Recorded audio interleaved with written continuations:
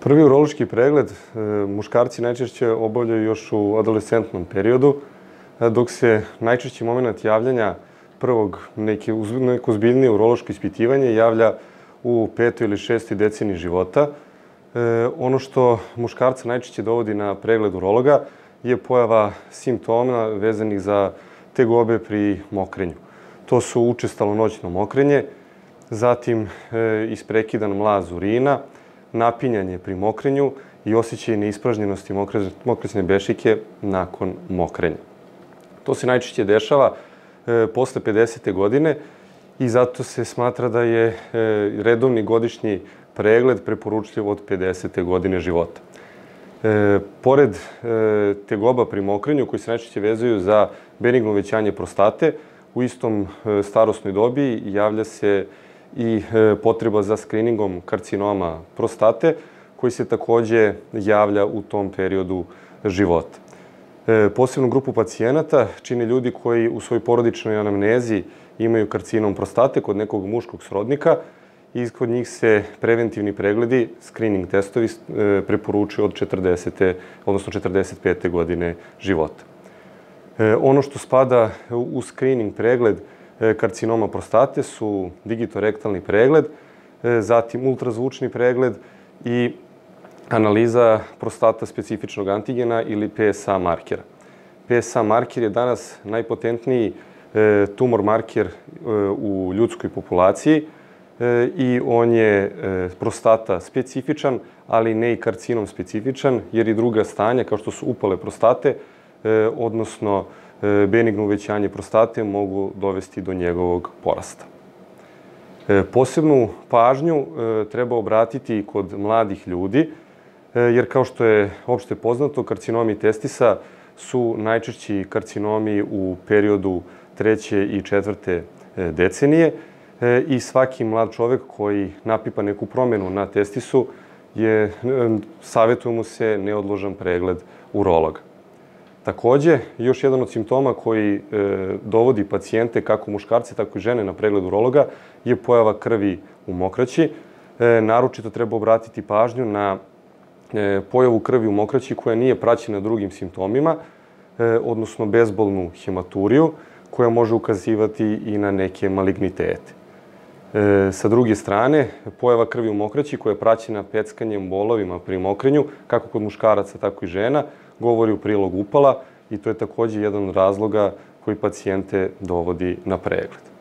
Takođe, još jedna grupa treba tu da bude izdvojena, a to su trudnice, pogotovo one žene koje su u detinjstvu imale neke ponovljene urinarne infekcije ili su lečene zbog nekih malformacija urinarnog trakta i one treba da tokom trudnoće budu redovno kontrolisane od strane urologa.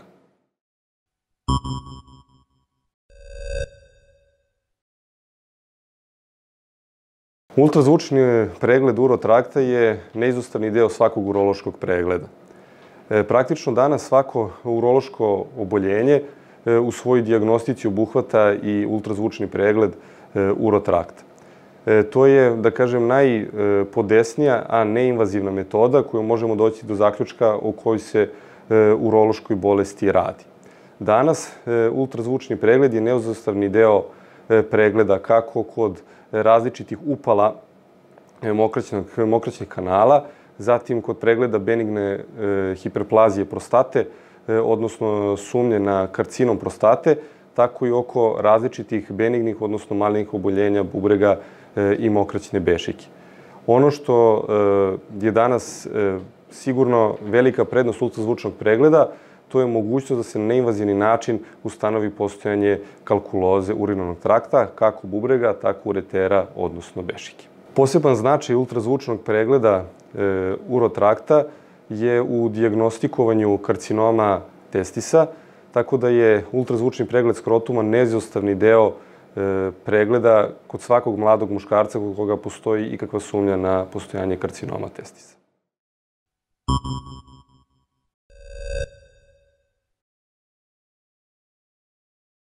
Prema definiciji Svetske zdravstvene organizacije, pod infertilitetom se smatra godinu dana nezaštićenih željenih seksualnih odnosa koji ne dovedu do željene trudnoće.